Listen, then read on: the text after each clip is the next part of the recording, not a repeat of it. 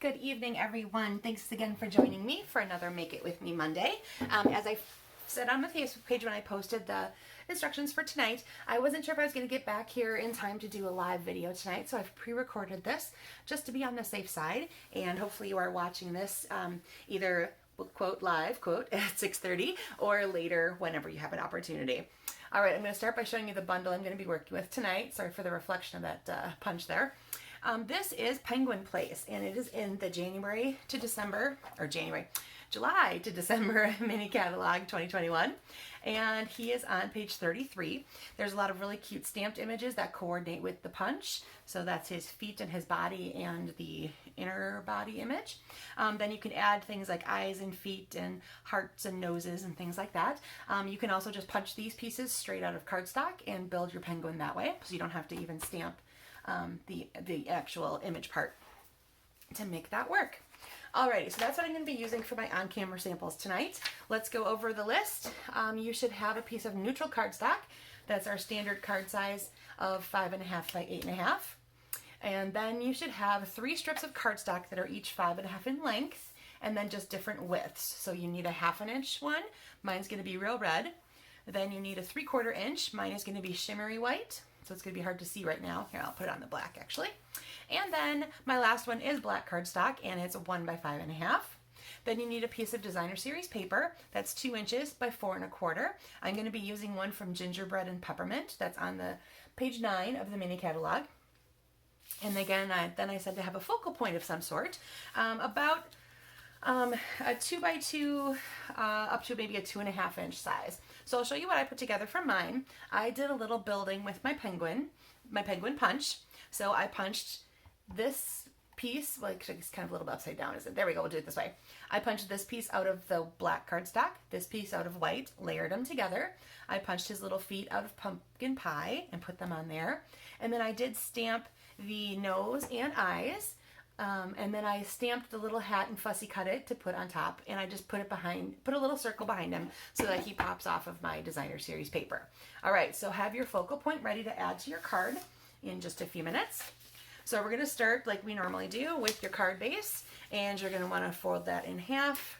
And again, I've left my bone folder on the other side of the table, so I'll just use the edge of my scissor there.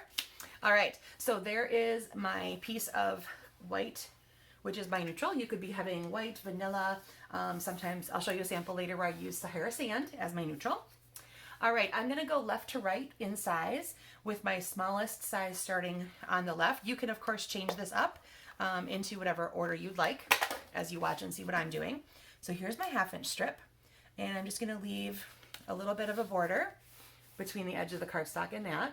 And then here's where you have a little bit of choice also. You can put as much distance between these as you like, or as little distance as you like as you go. Now this shimmery white one's going to be a little hard to see directly on camera, but you should see it better in the photos later, and I'll try to hold it up closer to the camera and so you can see some of the shine on that shimmery white piece of cardstock. Okay, so then I'm going to add the black layer. This is the 1 inch for me. And then I'll bring it up a little bit higher so you can sort of hopefully see how those went together for me. Okay. So there are my 3 strips of cardstock. So 1/2, 3/4, and 1. And again, you can reverse the direction of that. Start with the biggest one. This is totally up to you.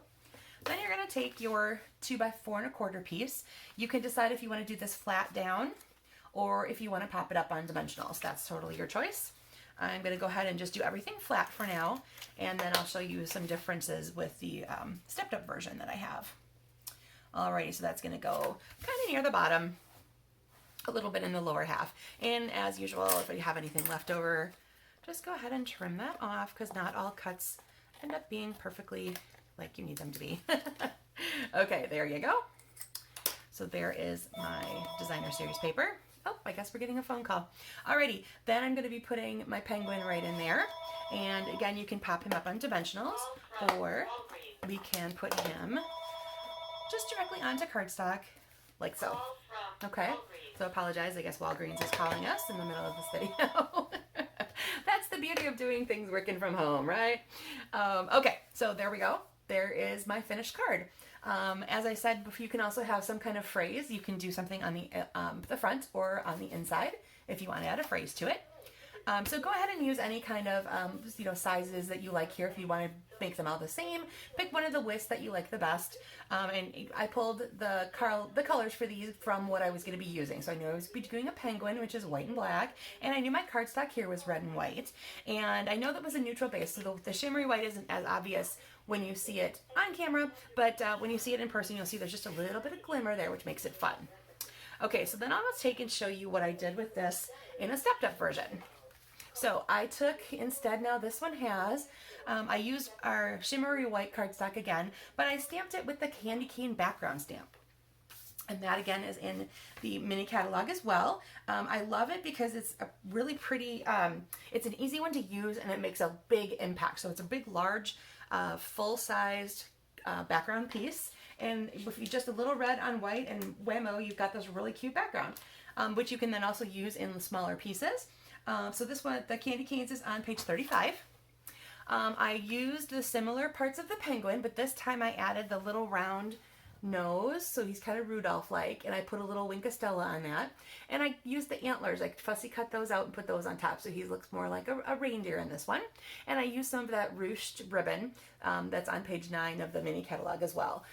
And red rhinestones in the annual catalog, those are on page 142. And I used my season's greeting phrase from the stamp set just to add a little bit of something to the front of the card there. So that is stepped up version of the penguin. Then I took, for my other samples, I flipped to this bundle here. It's actually kind of a mega suite, actually. So there's 2 bundles involved. So Christmas season bundle and Christmas to Remember bundle. So you can start looking at the entire suite on page 17. It'll show you everything that comes in there. There's really pretty designer series papers to match this. So I am using the label dies and this phrase stamp set. And then I used, from the annual catalog, I used the Tidings of Christmas designer series paper. Again, it comes in a 6x6 palette that I like. And the color scheme is Sahara Sand, Evergreen, Succulent, and Cobbler, which I think makes a really, really pretty card. So here is one, and here's 2. So these have the same color palettes. I used the same die just to switch up the phrase a little bit. From the holiday rhinestones, I borrowed the spruce and the cobbler. The spruce I think blended up just fine with what I had going on there to add a little bling to those. And these are very white-based designer series papers, so I just sponged a little Sahara Sand on them just to make them stand off from the card base a little bit. And then for the last one, I actually used the Sahara as the card base, so that's my neutral. Again, same thing for the phrase. And these are actually the pool party one, or Coastal Cabana ones from the holiday rhinestones. But they kind of fit into that succulent, what's the word I'm looking for? Hue, that kind of thing. So those fit in nicely there as well. And then that ribbon can be found in the annual catalog. Excuse me. It's evergreen chevron. Really, really pretty, really nice, sturdy, really easy to work with. And as you can see, I did the color palettes are all the same. I just cut the widths different. So I have evergreen in each width and that sort of thing. And I just rotated them as I put them together just to have a little bit of difference there. So this would be another great way to do a quick assembly stack at home where you have just strips of paper cut, your cardstock cut, your strips of DSP cut, and you can do an assembly line production in order to get a nice stack of cards done in a very short period of time. All right, so there are my 2 penguin samples again, and there we go. So thanks for joining me on this Monday night, and I will see you again live next week. Have a great week, everybody. Bye-bye.